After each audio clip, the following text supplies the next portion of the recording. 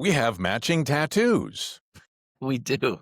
Donovan Workun from the Atomic Improv is my guest on today's podcast. Reluctantly. This podcast, reluctantly sponsored by ThompsonMortgages.com. In 2025 and 2026, almost 60% of Canadian mortgages will come up for renewal. If yours is one of them, you need to have a good mortgage broker on your side. Contact ThompsonMortgages.com and tell them you heard about them here on this podcast. Reluctantly. Yeah, yours has, you went and saw them in Vegas with your son. So you've got the date and the tumble and dice on it, which is cool. Yeah, we did it, and there was two different guys who were in the tattoo shop in Caesar's Palace. Yeah. And mine was a little more traditional. Riley's is a little more flashy, but we both got the dice, and it's the 2 and the 4 in the green signify his 24th birthday. Yeah, that's super cool. Yeah, that's awesome. Tumble and Dice, my favorite song too. So there we go. I knew that. Yeah. And we will talk more about the Rolling Stones after we talk about a bunch of other stuff. Were you at all of the Great Outdoors comedy festivals? Well, I do as many as I can. I'm kind of their main pre-show host. So I think I'm a mascot at this point, because a mascot is somebody, a furry person in a costume. I don't know. So yeah, I didn't do Winnipeg because Edmonton was the same weekend. And then I didn't do Calgary because Spokane was the same weekend. So where did you get your Ranger outfit? Was it an Amazon purchase? No, that's a great question. Yes and no. Originally, they had come to me and they were like, when this whole thing started 5 years ago, Mike Anderson, the guy who started it, he used to book me at Nate at the Nest. And so he wanted me to do improv for the pre-show. And I did that for a couple of years and he wanted to expand on it. So he said, hey, would you be like a ringmaster for the whole event? And I was like, yeah, that's a great idea. I could come up with some sort of plaid or buffalo check ringmaster. And then I thought about it and I was like, well, what about a park ranger since it's the great outdoors? So he said, yeah, put it together. So I got some police shirts from Amazon, some brown shorts. They were the hardest things to find, brown cargo shorts. And then the hat is the official U.S. Park Services hat. It's the same company that makes those. So that was probably the biggest weight and the biggest expense. So I wanted to, it's kind of the thing now is I end up being in costume all the time. So I figure you better have the best costume at the party, right? You don't want to be the host of an event and then have a third-rate costume. So, and you're exactly right, because obviously it's a character that you end up becoming or portraying. Yeah. But at the same time, you want a certain amount of authenticity, whether it be your park ranger for the Great Outdoors Comedy Festival, or if you want to be Funny Santa or whatever the case. And I've seen you in, I can even count how many costumes. Yeah, well, exactly. Like, it better be the best. You don't want to go to a costume party as the host, as the guy who's getting paid to be there, and then have like the second best costume. That's lame. So yeah, I'm the official park ranger, so I better look official. And originally for this gig anyway, had a funny name. I was going to be Rodney Rangerfield. And then I realized everybody knows who I am anyway, so I'm just Park Ranger Donovan now. So it makes a little more sense. Let's kind of start there. Everybody knows who you are. 30 years plus with the Atomic Improv moniker and the different variations of Atomic Improv.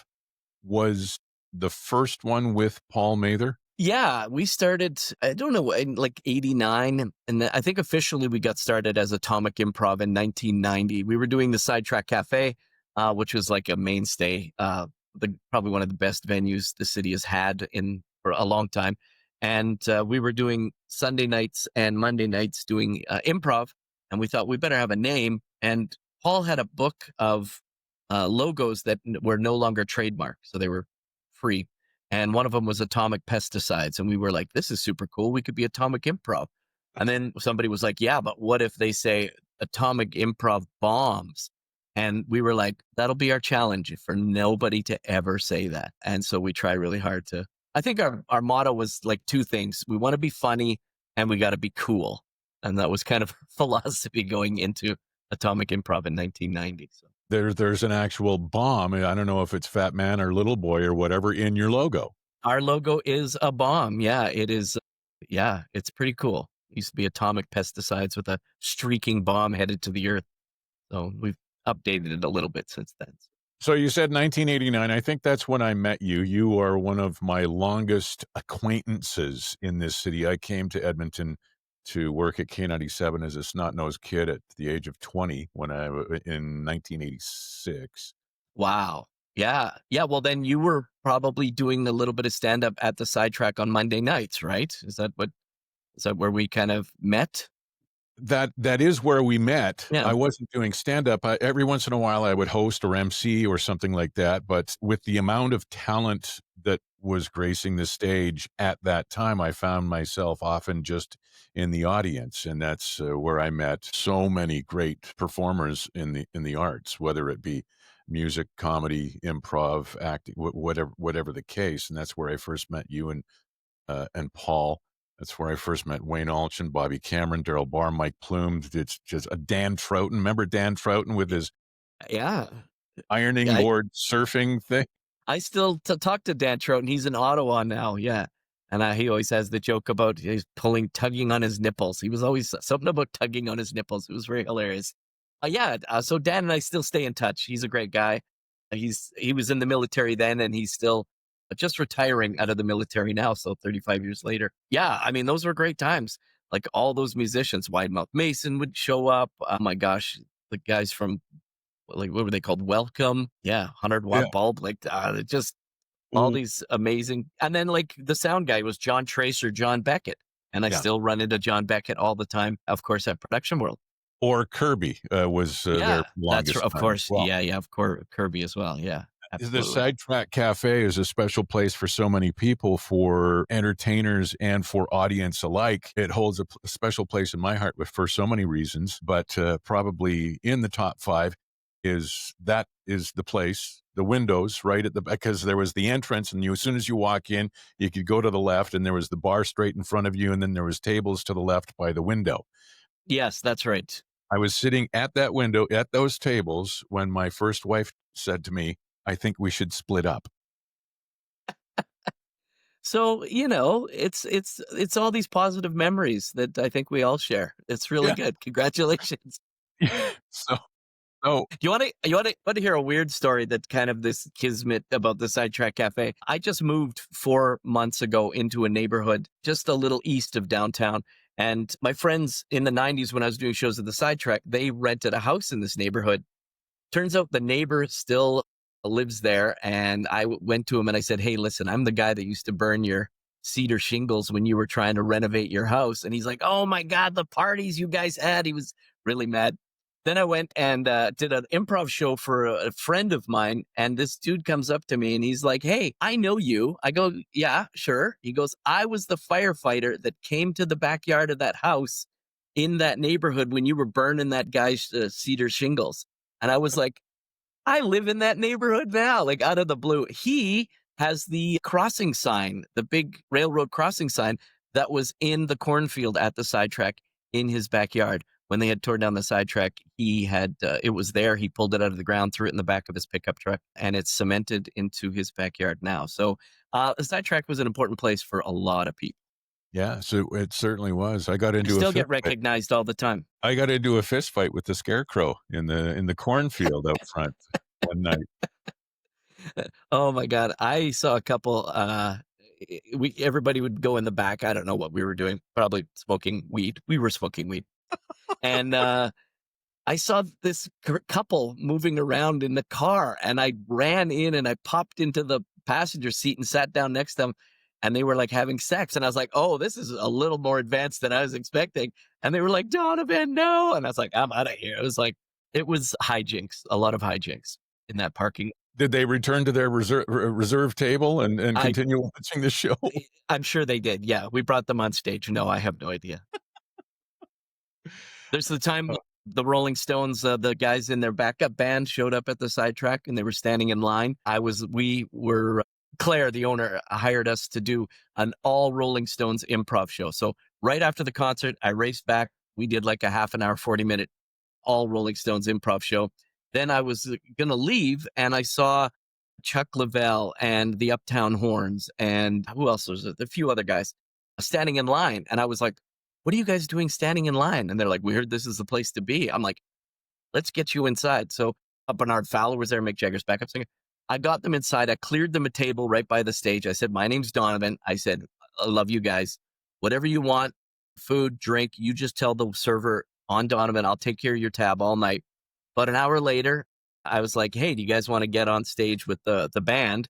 And it was like Mark Puffer, Daryl Barr, all those guys. They said, sure. They got up on stage. I made trips in my little Dodge Colt to take them back to the Hotel McDonald. Then the next night, I was front row at the second show. Chuck Leavell's playing Honky Tonk Woman with Keith Richards right next to him as he did that little solo bit. And Chuck looks at me and he goes, Donovan! And I was like, this show is just for me. And that is, so like I'm getting goosebumps now. Like that's like my worlds collide right there. So the greatest band and the greatest venue. No kidding. What a memory. Yeah. And again, awesome. We will talk more about the Rolling Stones and how psychotic you are, because I think that's pretty much it's pretty much the only way to describe it, just based on some of the things that I've heard and some of the things I know about you. Yeah. Tied together with the Rolling Stones. So the Sidetrack Cafe, legendary venue, and then development comes and it goes away. Yeah. Like I know how devastating it was from a patron's point of view, but from a performer's point of view, what kind of impact did it have on you and your your comrades in performance? Well, I mean, at that point, I had moved on and I was doing bigger gigs, and we would come back to the Sidetrack. But it's weird because it was kind of like right after we left, Claire had decided to sell to his other partner, and things changed, and it almost instantly it kind of lost that magic that it had. And I mean, they kept trying to bring it back and keep it going, and it kind of had like a kind of a weird slow death that was. I mean, they'd moved it to a parkade downtown a little bit farther east, and it just wasn't the same. It kind of lost that magic. There was something magical about 5 weird buildings and a train car all stitched together into a building that served, gigantic wicker plate nachos and a fantastic track burger that was hard to. Yeah, the magic was gone before the building was gone. So the memories are still there, but it was tragic. Yeah, I think Edmonton's still trying to, and in a lot of ways, they are capturing it here and there, but it's definitely something that's, I think, really, really missed. They moved it. Wasn't it at the corner of Jasper Avenue and 111th Street in that corner building or something like that? They tried to pawn that off as the Sidetrack. I think so. Or was it a nightclub called Lamborghinis or something? It was at a point where I was like, I'm not even going. I refuse because it's not the Sidetrack anymore. They don't do the corn roast. It just wasn't the same. What about the fringes, the Edmonton Fringe? How many fringes have you performed at over the years with Atomic? Oh my, yeah, we did. I think we did 3 or 4 in a row, kind of touring across Canada. No, more than that, probably 6 or 7. We did Atomic Improv.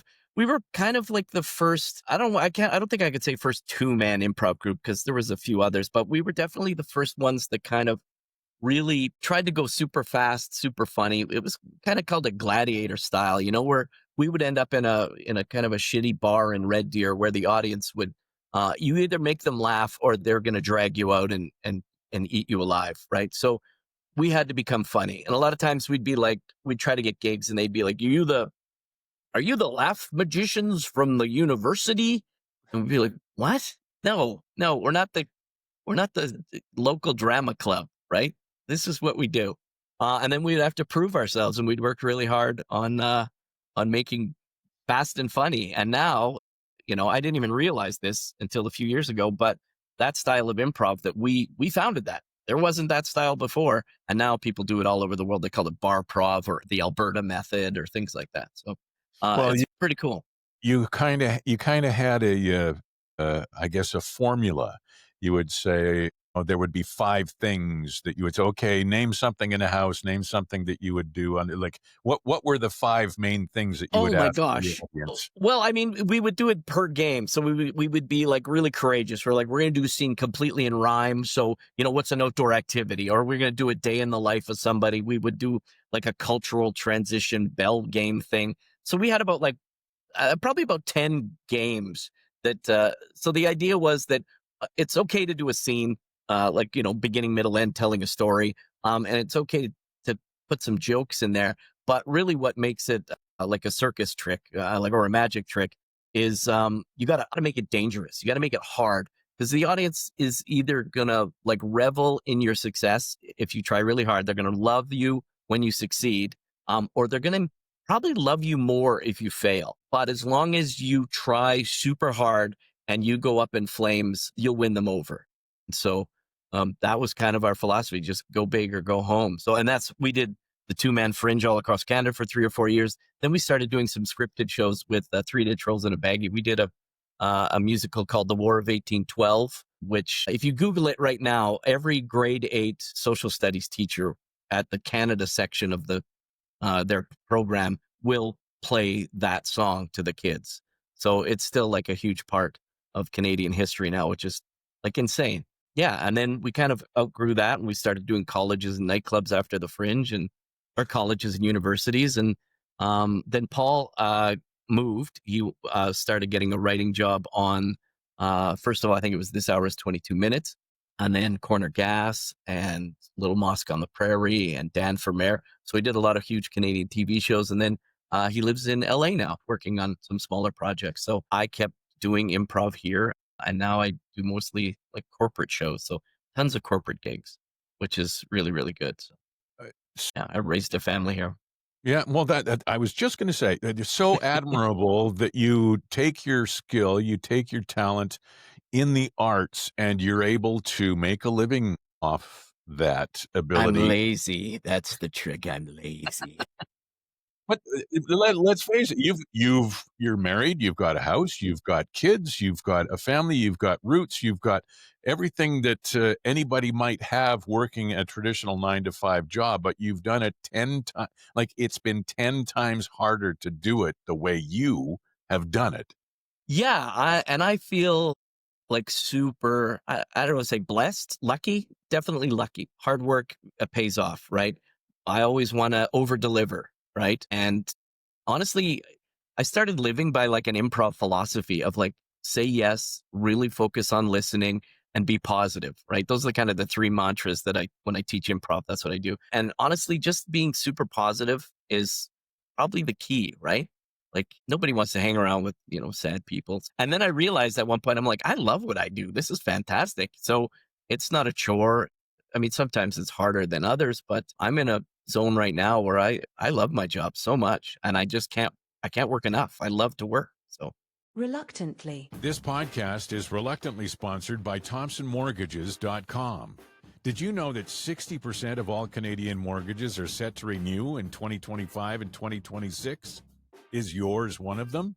If so, don't just DocuSign that email from whatever lender is holding your mortgage right now.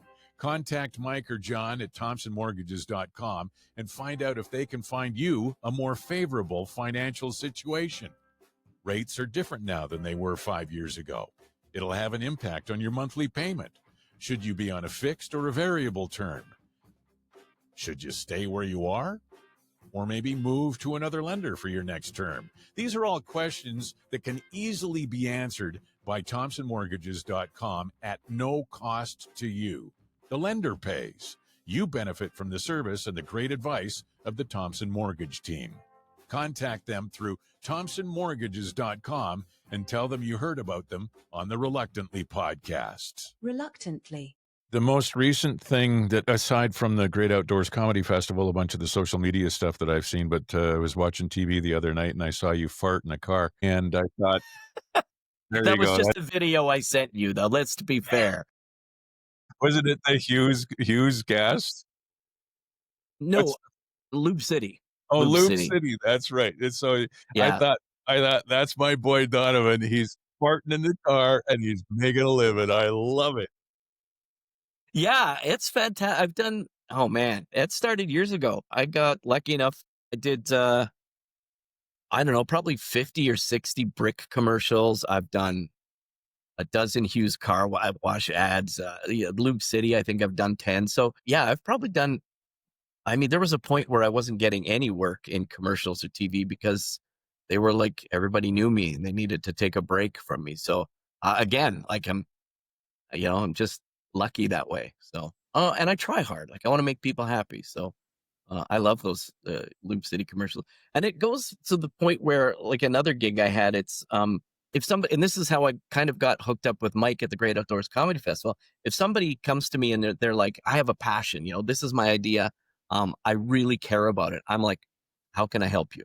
If I can help you, I'll do it for free, because if you believe in it that strongly, that sounds good to me, and I love that. So that's how I got hooked up with the Riverhawks. That's how I did Jason Kenney's Hot Boy Summer, because there was just something there that I knew they had an idea, they had passion, and I wanted to like support them. And it's Edmonton based. And that's key for me is Edmonton gets a bad rap. So I like to say, hey, Edmonton's not that bad. It's pretty awesome here. And if other people believe in it, then I'll back them up 100%. Hot Boy Summer. Yeah. Yeah.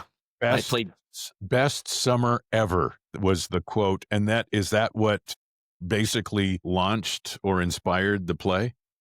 I think what had happened, so during COVID, the guys at the Grindstone wanted to do a series of little sketches that they could put online. So almost like a little local Saturday Night Live that you could download because you weren't, going to shows was banned. And they said, would you try to do a Jason Kenney impersonation?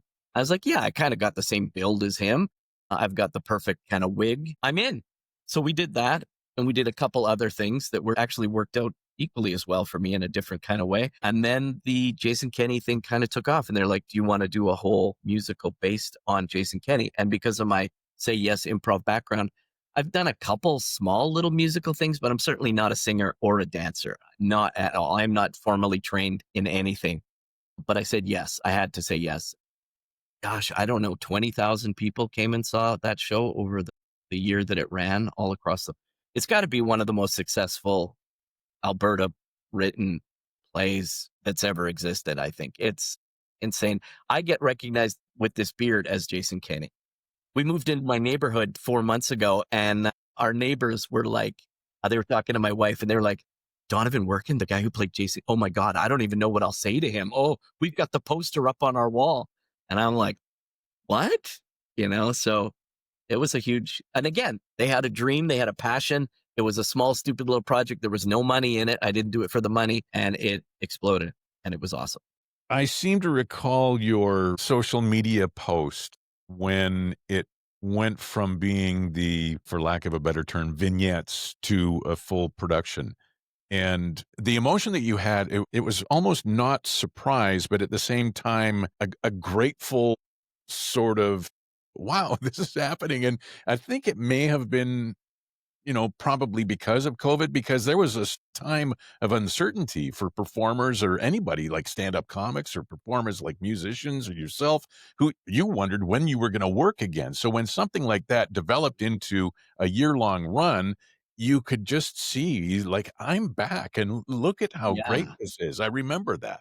Totally, 100%. I mean, when COVID hit, it was terrible. You remember, it was not fun at all. And there was no money to be had. I built a studio in my basement of an old house of mine so we could do like online shows. And, thank God that the community in Edmonton supported local talent. And we were lucky enough to eke out a living, just, scrape by, pay my mortgage and stuff like that. And then CERB helped. You can say whatever you want about Justin Trudeau and the Liberal government and whatnot. Not my favorite guy, but CERB saved my career. I buckled down. I worked hard.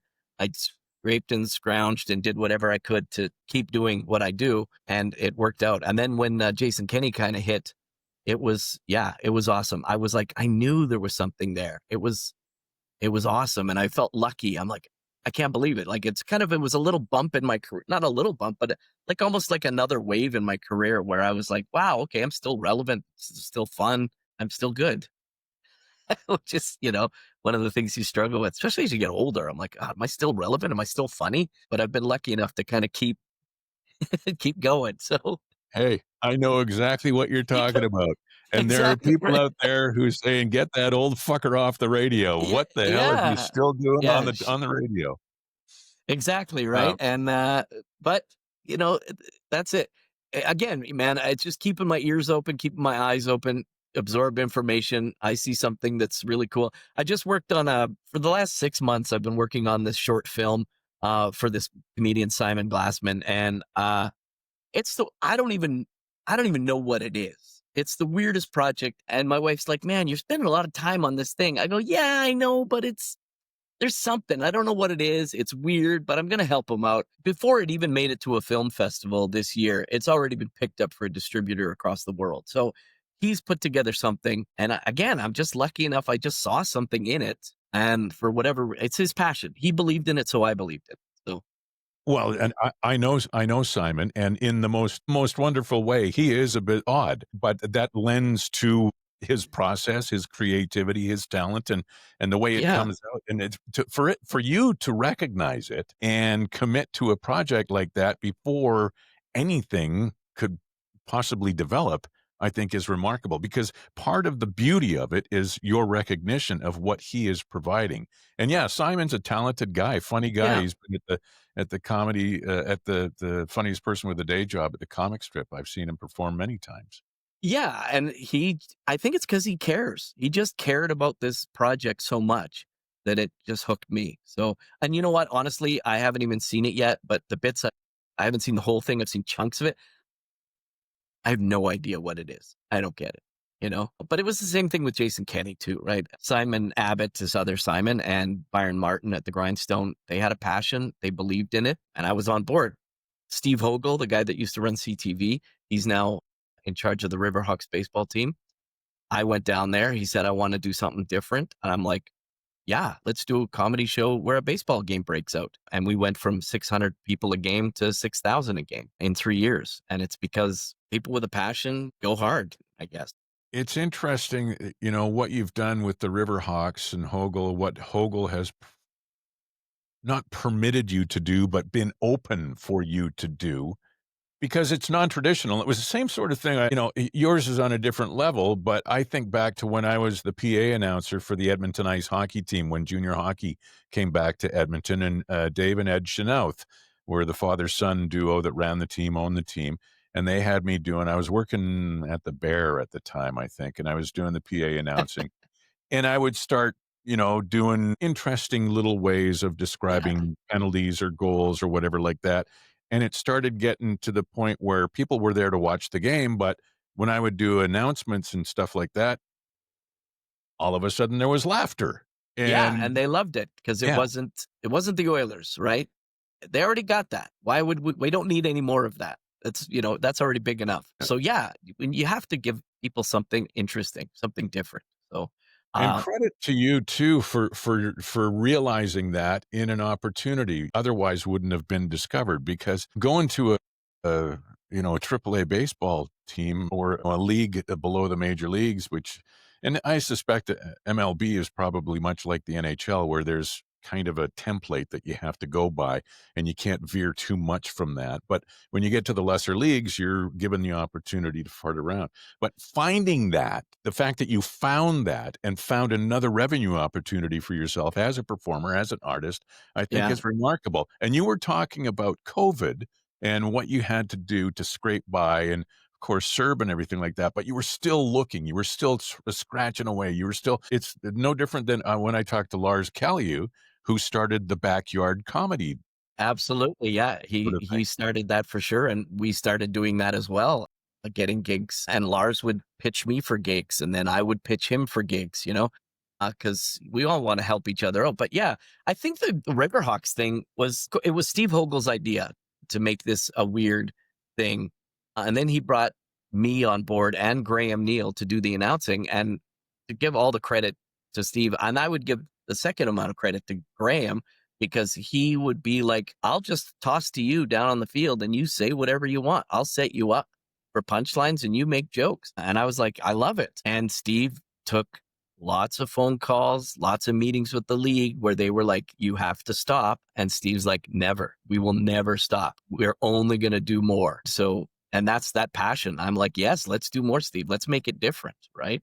Just stay hungry, right? Always look for something different, something new, something interesting. Awesome. It can end up being a template for the rest of the league. If other teams are seeing that things like this are happening in Edmonton, then why wouldn't they find somebody who is of comparable talent that might be able to step in and do the same thing in wherever the other teams are, Yeah. Northwest or Hawaii or wherever. I don't know where Yeah. all the teams Yeah. are. Well, it's the West Coast League. So anyway, but yeah, like Steve taking a phone call from the Oakland A's, because they were in the middle of a move, right? They were switching homes, so they weren't getting fans. And they called Steve and said, "What are you guys doing? How are you getting so many people?" I talked to all the players on the opposing team, and I rib them pretty hard from the stands sometimes because it's baseball. I think you're supposed to. And they love coming to Edmonton. They want to play here. So Edmonton is getting better players. Like, we made it to the semifinals this year Yeah. because we have a beautiful stadium, and we have an idea that's not just typical baseball. And to think the city wants to tear that place down, right? They want to put condos there.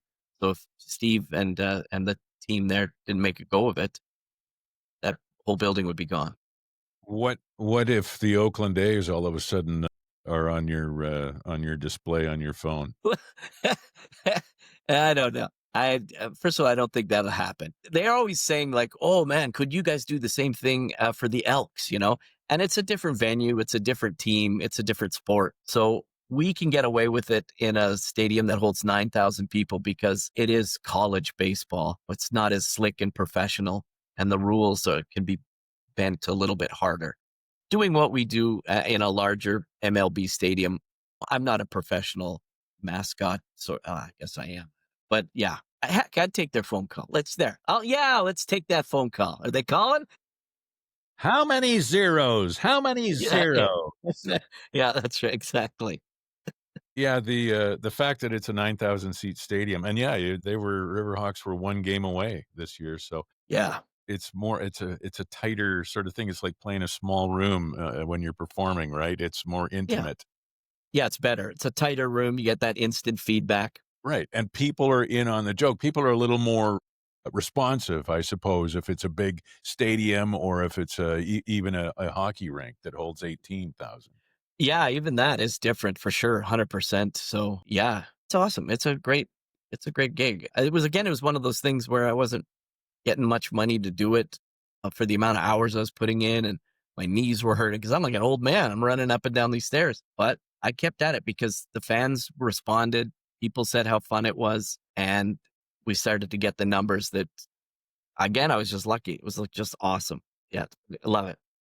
You talked about corporate stuff earlier and how you're doing more and more corporate things, and knowing as many comedians, comics that have come through town and the local ones as you and I both do. We often hear of people who are plying their trade and struggling and going to Fairview and they're playing Edson and they're doing this and they're playing this bar and it's not a comedy club, and everybody's going up and doing their 15 minutes and making $20 or whatever it is, and then all of a sudden corporate, and Yeah. in corporate just ends up being something completely different. They have to clean it up a bit, but then all of a sudden they're doing corporate. How has that become a mainstay for you, and what did you have to do to adjust? That's a great question because I think, well, corporate gigs were always, I don't know, there wasn't a lot of corporate work. I know, for instance, like in Calgary, even just 3 hours south, they don't do the corporate gigs like we do here.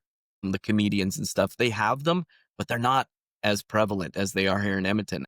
Partially, I'd like to think it's me 30 years ago hitting up all these companies and saying, "Hey, can I do your luncheon? Can I do your awards banquet? Can I do your Christmas party?" The Christmas party gigs were always kind of there, but we really pushed hard to do that. How did we adapt? It's improv, right? So we can make the show as clean or as dirty. And we're always pushing the envelope because I want people to be titillated.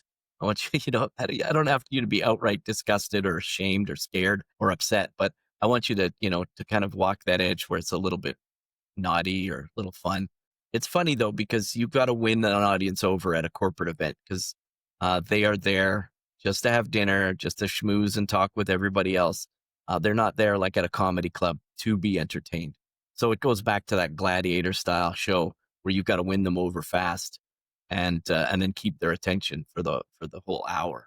And often Yeah, you're doing stuff like that while people are eating dinner. So I mean, they want to be able to eat their salad. They don't want to hear about you tossing someone's. yeah, that's right. And believe me, I'm blah, blah, blah. Yeah, yeah, Tosh that salad. Yeah, and Lars is really good at that. He is. I'm a yes guy, but Lars is good that way, where he'll be like, "I am not doing the show until the fucking dessert is over, and if you've got a problem with that, I'm walking." And so, which is good because that helps educate all the people in the corporate world. So he's done a great job of that. A lot of times people will be like, what we want you to do is we want you to pretend that you work at our satellite office and then come on stage like you're going to make a speech and then break out into your comedy show. And I'm like, no, that has not ever worked. It's never going to work because you've got to set the table. You've got to build people's expectations, right? You can't just start something weird. You got to warm them up a little bit. It's like walking into a movie theater, right? You know, you go into the foyer, so now you're getting that mindset. You go to the show. So what you've done is before they hired you, or as they hired you, or in between when they hired you and when you performed, they had meetings, and Yes. it was probably Ed and Cynthia from HR. Oh, And at least, yeah. here's what we were thinking about. Yeah, this would be funny. This would be great. The 9 of us had a committee meeting. Yeah, that is the worst. Yeah, sort of gig by committee. I mean, you've done corporate gigs, you've hosted events, you know exactly what that's like. We've also done so many gigs where they're like, okay, we've made a list of these really hilarious inside jokes. People know these 100%, and they never work. We're like, yeah, okay. And we just put them aside because we need that instant feedback. These weird inside jokes nobody actually gets except for 2 people, so Yeah. it's insane.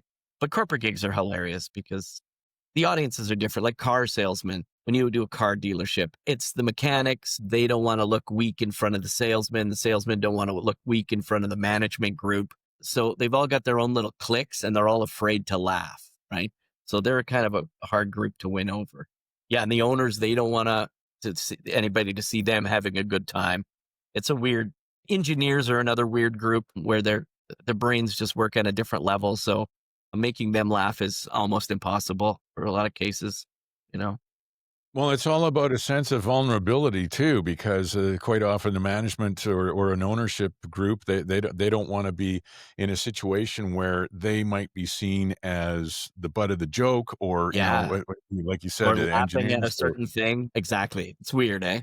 Yeah, well, it's the place on the totem pole. Reluctantly. Today's show is brought to you by The Terry Evans Show with Pete Potipko on Edmonton's classic rock, K97. You can listen in the Edmonton area at 97.3 on your FM dial and online anywhere in Canada at k97.ca.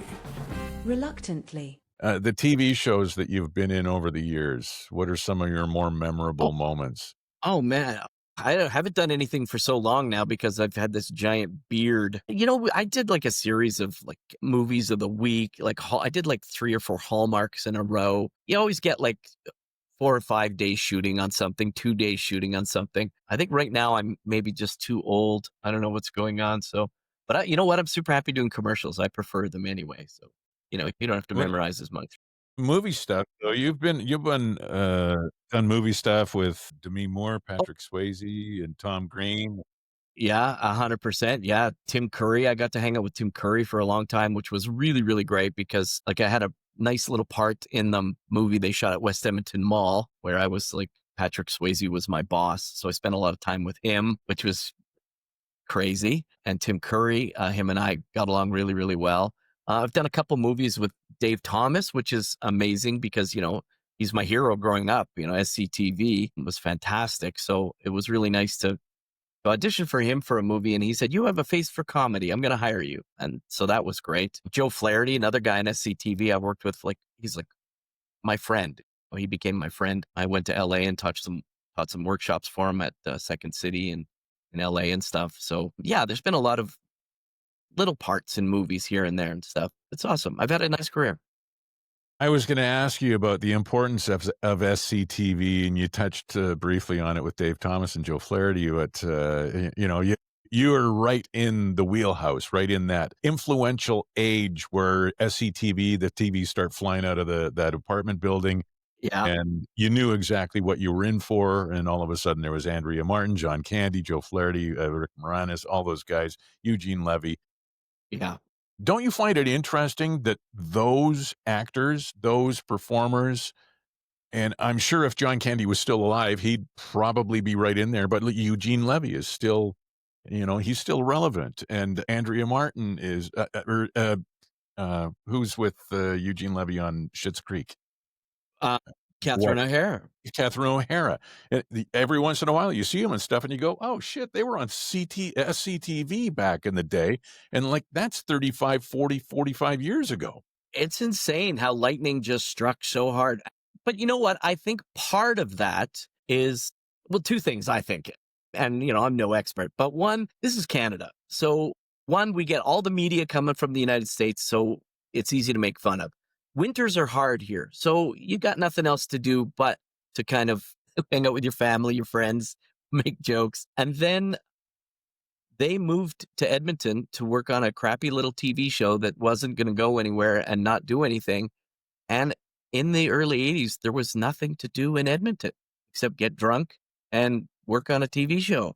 And so they worked on that TV show. And apparently, from the stories that Joe Flaherty tells me, they got drunk. And so they just put the work in and created something amazing, this. And yeah, I mean, when I was a kid, I mean, you're only a few years older than me. It changed my whole life watching SCTV. I grew up in the West End, and I thought that apartment building that those TVs came out of was the West Edmonton Village in the West End, because it's the exact same looking building. Yeah. And I'm not sure if it was or not, but it was like, wow, this is really happening in Edmonton, and it's actually funny and really, really good. And I got to meet Martin Short. He came and did the Great Outdoors Comedy Festival here in Edmonton this year. And again, it was like, yeah, I was like, oh my God, it's Martin Short. He never was in Edmonton shooting SCTV, but he's part of that legacy. It's awesome. I must say. Yeah, exactly. Okay, Donovan, you have exactly 2 hours to tell me all about your fanatical following of the Rolling Stones. Oh, yeah, exactly. Right. Oh my gosh. Oh, it is. Yeah, it's insane. How do I start? I know. When I was 13, my brother passed away, and I got all his record collection, and there were all these Rolling Stones records in there. So I started listening to them. One of the songs was "Gimme Shelter," and I was like, I know this song. I'm 13. I'm like, I know this song. Turns out my brother and sister played it over and over and over again when I was a baby, and something just clicked with me and the Rolling Stones, and that was the early to mid '80s. And then the Rolling Stones kind of broke up. They weren't doing anything. They had that big fight with Keith and Mick. And I was like, oh my God, I am never going to get to see the Rolling Stones live ever. I don't know what I'm going to do. That's terrible. I was sad. Then they put out an album, kind of a tease. And it's like, yeah, well, whatever. They're still not going to tour. And then in '89, they decided they were going to tour. And I was 19. And so I got my mom to go to the bank with me and co-sign a loan for $1,500 or something, so I could go see the Rolling Stones in LA. And that was October 21st, 1989. And that was my first show. And it blew my mind. I was like, I can't believe I actually saw it. And I'm like, I am going to see them as many times as I can. And over the years, I've tried really hard to stick with that. And like my daughter, I think she's seen them 3 times. My son has seen them 5. They're both 24 and 22. I have an 18-month-old baby, and he went to New York with my wife and I, and we didn't take him to the concert because he was a little bit, I thought it was a little bit young to take him to the show, but in spirit, he was even there. So everybody in my household loves the Rolling Stones because, again, I have a passion. And I've seen them 31 times now, which is not a bad amount. It's not a huge amount. It's not a crazy amount, but it's a good amount. I got to meet Charlie Watts. Like, that was insane. Backstage at Madison Square Gardens. So my buddy Dana Anderson was really good friends with Jeff Craig. I don't know if you know Jeff Craig. Edmonton's son, yeah. Yeah. So Jeff Craig, he helped ghostwrite some rock and roll album books for the guy from the Animals, Eric Bird. Mm-hmm. Is that his name? Yeah. Yeah. So he Eric helped Burden, yeah. Yeah, Eric Burden. Eric Burden. That's right. He ghostwrote he did Chuck Leavell's. So he got us backstage passes through Chuck Leavell, and I got to meet Charlie Watts backstage. I also drank all their Stella Artois. So I was like, you owe me. Glug, glug, glug, glug, glug, glug. He's like, do not look at the Rolling Stones. Do not point at the Rolling Stones. Do not approach the Rolling Stones.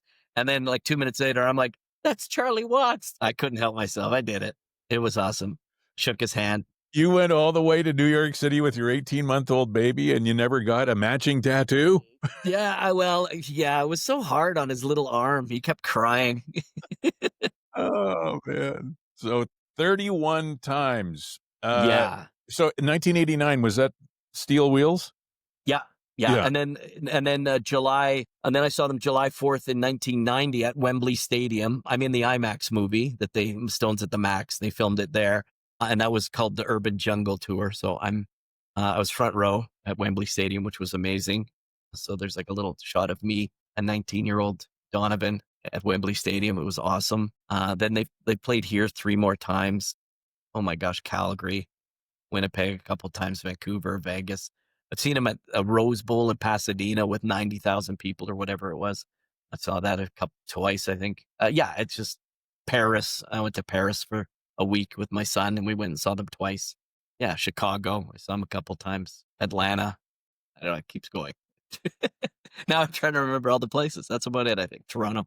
And that's why, like, I sometimes things will just pop into your head, and that's why I just sit here and watch you think. Like, I can see the steel wheels turning, and you're Yeah, thinking of that's right. stuff. Oh yeah, and I went there. I was in, and that Yeah. sort of thing. And they're all like these amazing memories too. It's just like, oh my gosh. I remember seeing them in Madison Square Gardens the time that I met Charlie Watts, but Rolling Up it was the year that Mark Messier was retiring. And they had a banner that was down the whole length of Madison Square Gardens, and it was Mark Messier. And I was just thinking, man, him and I got drunk so many times at the Sidetrack Cafe, and there he is on the side of one of the most iconic venues in the world. So I guess it all goes back to the Sidetrack Cafe. You know what? It does all go back to the Sidetrack Cafe, and here's a connection. See if you can follow along, connect the dots. It's like the little family circus thing through the playground. Okay, you ready? Yeah. So you're talking about the Rolling Stones. You're talking about the shows in Edmonton. You're talking about the Sidetrack Cafe. You're talking about the Wide Mouth Mason.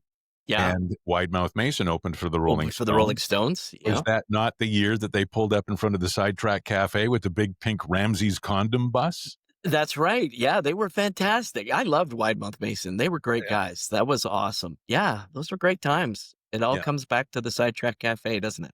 Yeah, including my herpes. And Wide Mouth is still, Sean. They're still playing. They're still kicking around from time to time.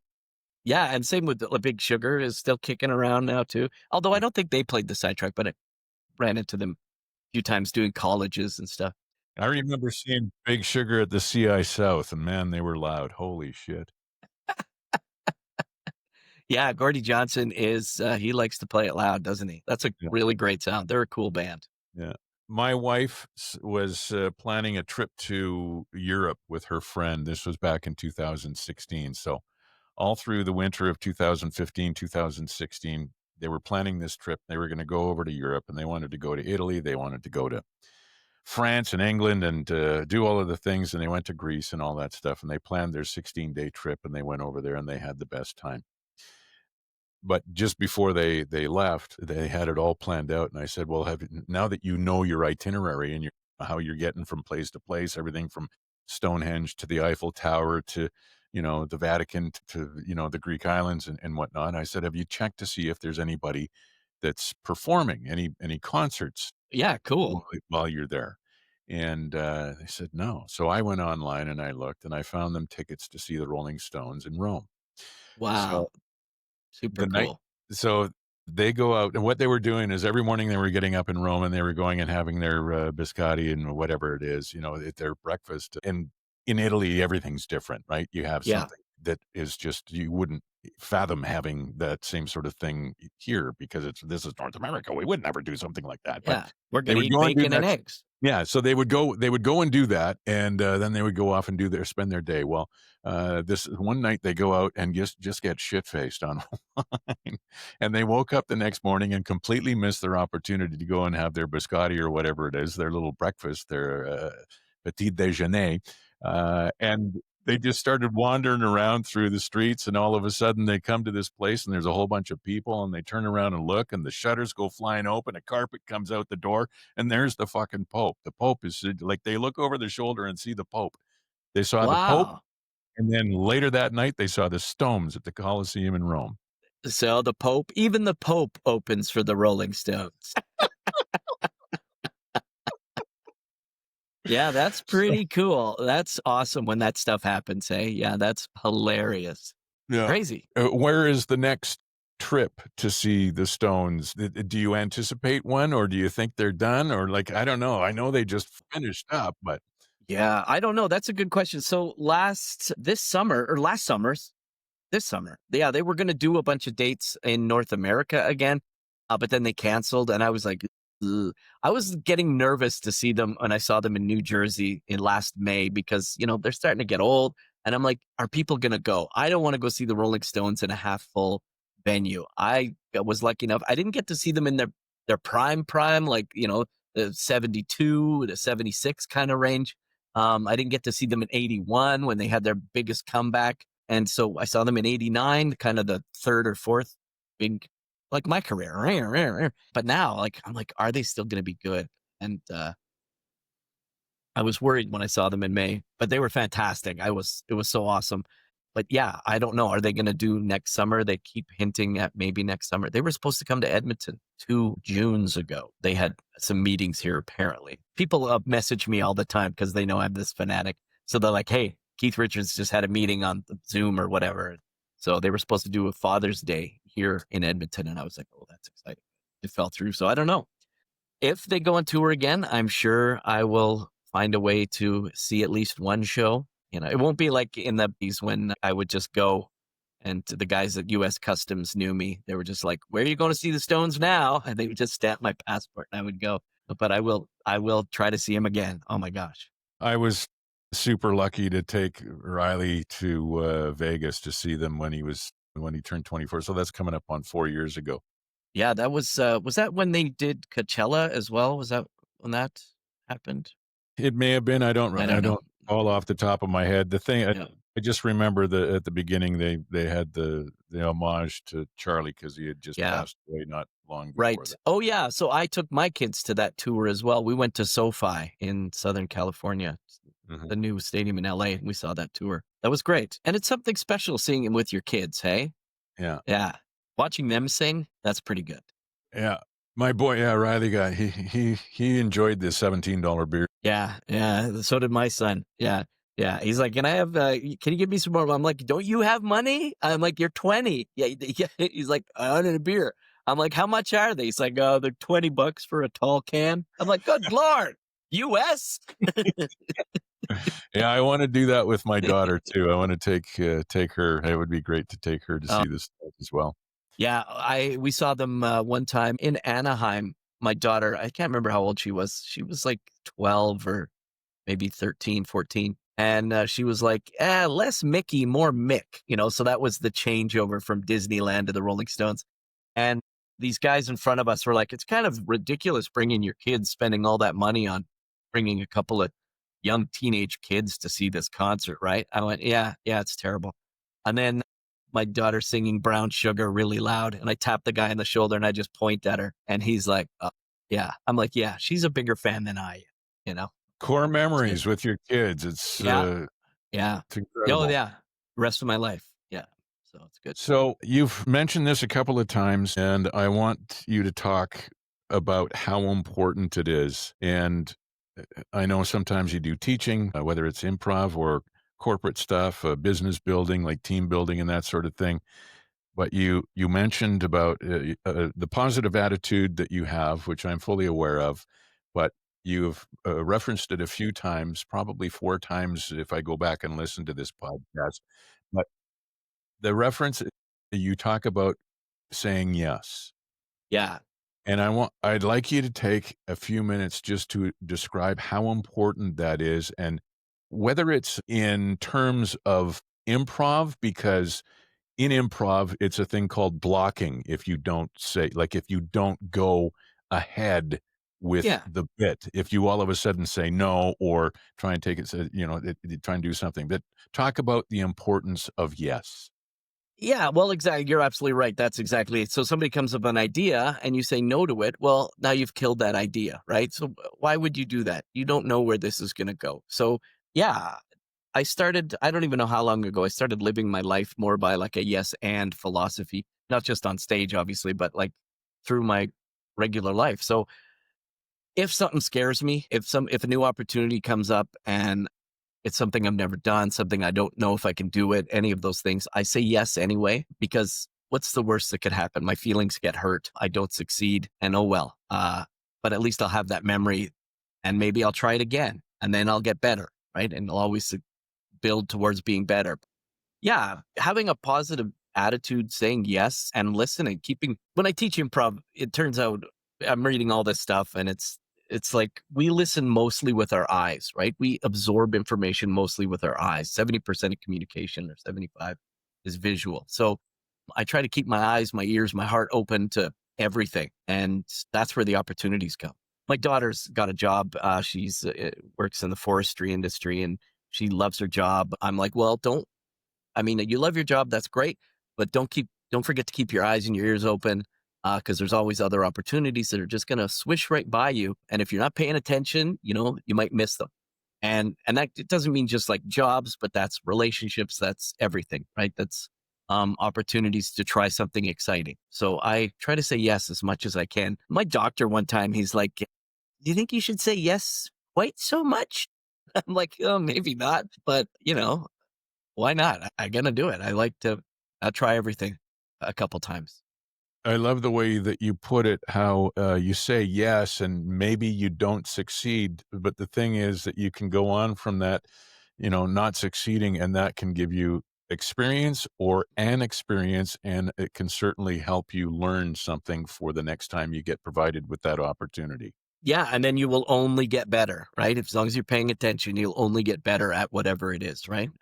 We all suck when we start at everything, right? And it's easy just to not try. It's easy to not try instead of failing, and trying and failing. So I don't like to fail, but having an opportunity where I get to try something different and unique is definitely something I'll do. And I've got a pretty good success rate. I mean, I've just started this new thing last year where we started heckling golfers. You were at that gig. You were at the gig. I think we recorded this video and it exploded and we got like 20 million views on our first video. But because somebody said, "Hey, would you heckle golfers on the tee box?" And normally I would say no, because like you, I love to golf. I'm not going to talk in somebody's backswing on the tee box. That's the worst thing to do. But somebody said, "Try it." And I'm like, yeah, okay. And it was hilarious. We had so much fun.